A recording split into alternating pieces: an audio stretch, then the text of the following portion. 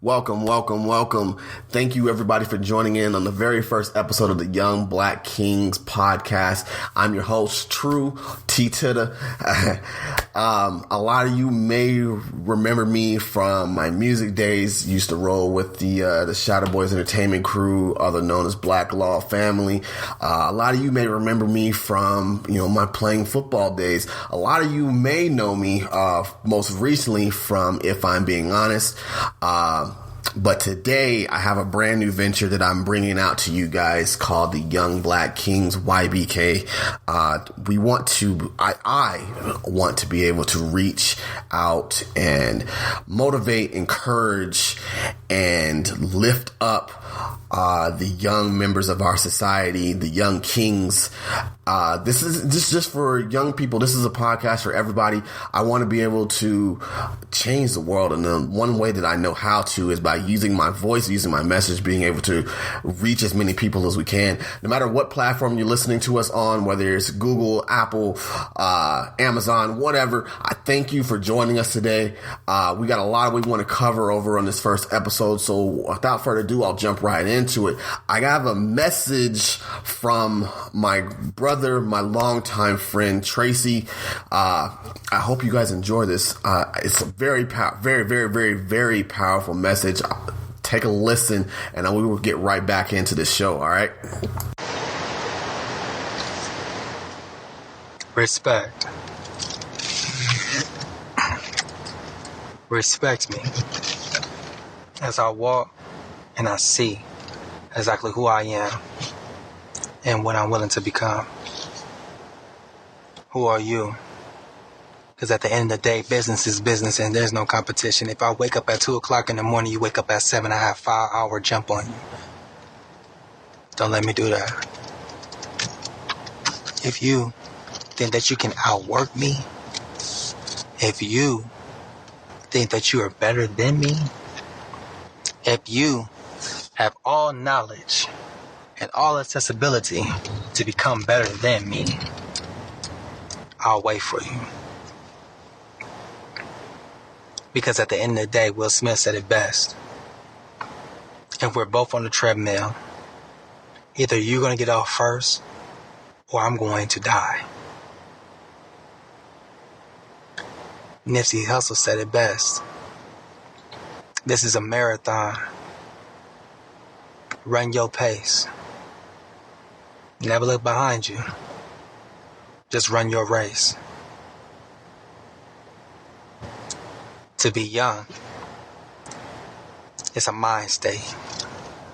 To be black is royalty. To be a king, that solely depends on your work ethic and the things that you're willing to do to become the necessary person that you set out to be. My hard work will outwork hard work when the time of the essence begins. Welcome. Welcome to the Black King.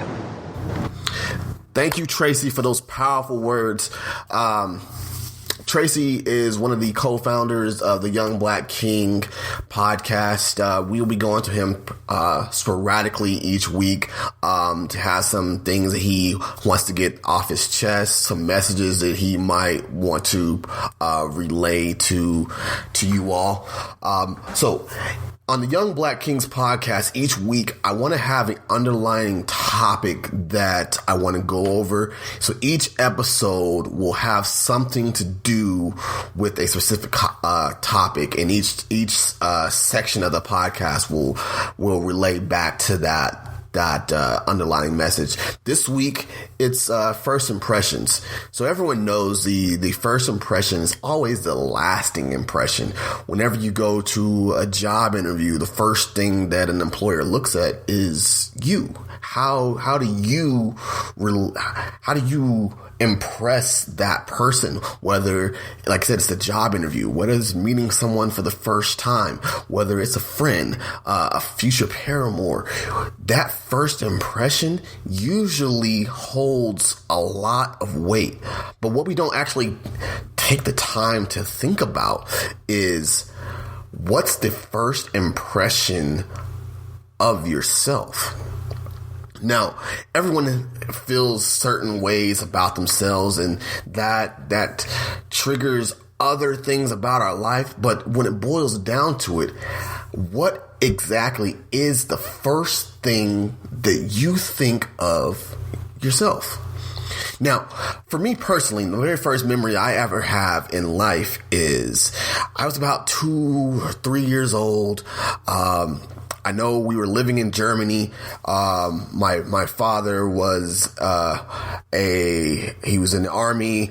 My mother was a stay-at-home mom at the time, and I remember I used to like to watch Looney Tunes. One of my favorite Looney Tunes was a Tasmanian Devil. And I was always spinning around like I was a miniature little Taz there. And one day, and this is the first thing that I remember in my entire life, is that I was spinning and I hurt myself. And I couldn't really talk. And all I knew that I was in pain. I couldn't tell my mom that I was in pain because I didn't know how to relay that message. Mom, I am hurt. And I cried for a few days, and I wouldn't let anybody touch me. When I got picked up, I was in pain. I was constant pain. So my mom, she rushed me out to the hospital, and couldn't figure out what was going on, and come to find out, I had actually broke my collarbone. And I learned this, years and years later from my mom. But when the doctor sat down with my mother, she said, "Mrs. Fisher, your son has broken his right clavicle. And unfortunately, it has started to heal." Well, not unfortunately. Fortunately, it has started to heal on its own. Unfortunately, it has started to heal improperly. So now, instead of my bone being straight, it's now crooked because it was improperly set.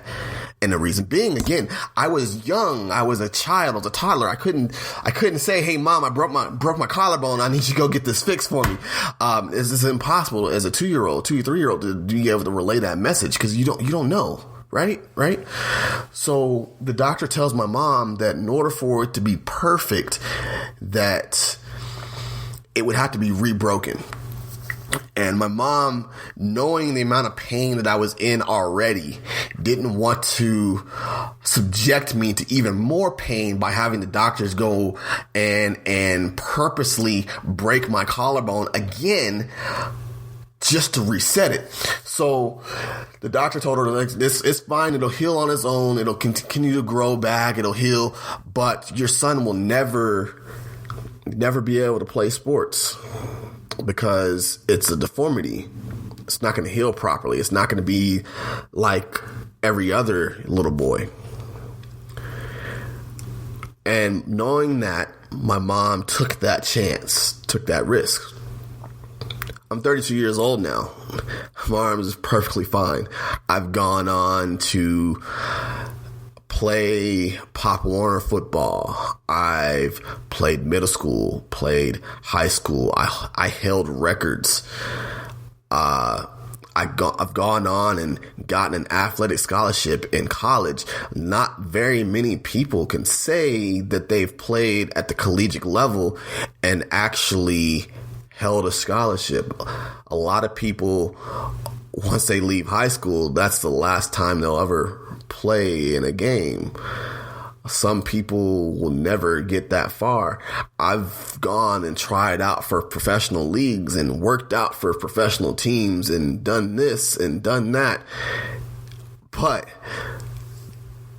my first memory is me breaking my collarbone and a doctor telling me that I would never play sports again. Ever. So that was my first impression. I didn't let that impression define me as a person? What is your first impression? What do you remember about yourself?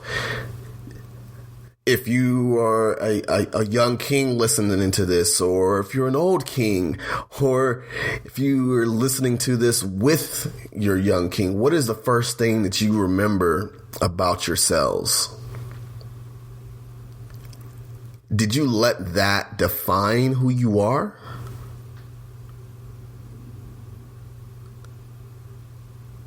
Or did you overcome that obstacle that was inadvertently set upon you? I want to know. Just think about that, all right?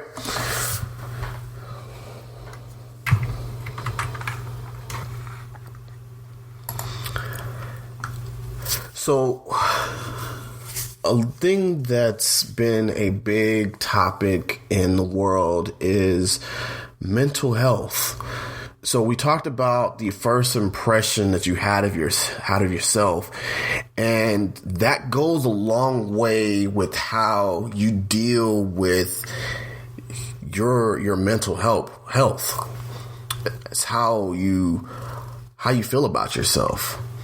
Sometimes you don't feel good. You don't feel like you're good enough, you're fast enough, strong enough, you look good enough. Society holds these very unfair rules, so to speak, that they say we should live by. You should wear these types of clothes. You should say these types of things. You should do what these people are doing. But it all boils down to how you feel about yourself. So one thing that I've learned over the last few years is the importance of growing your mind. Okay. Before I get into that, this first episode I actually dedicate to my children, Gabriel Michael and Amaya Marie. Now, those of you who know me know that I currently do not have any children, and it's kind of an oxymoron there. So my twins were born on this day, October 31st, 2013, and they died the very next day. That factored in a lot to my own personal mental health. I was going through a lot of different things, and this is the first time I've actually opened up and talked about these kind of things. For a while, I was heavily depressed. As you can imagine, losing a child is not the easiest thing in the world. Losing anyone, for that matter, is not the easiest thing. But when it's a child, when it's something that you created, someone that you created, and they are a miniature version of you, it hits you a little differently. For a while, I didn't think that I could actually continue to be able to live. And it's not to say that I wanted to commit suicide, so to speak, take my own life, but it meant that I was reckless at that point. I didn't care whether or not I lived or I died. So I was doing things that was harmful to not only my physical being, but my mental being as well.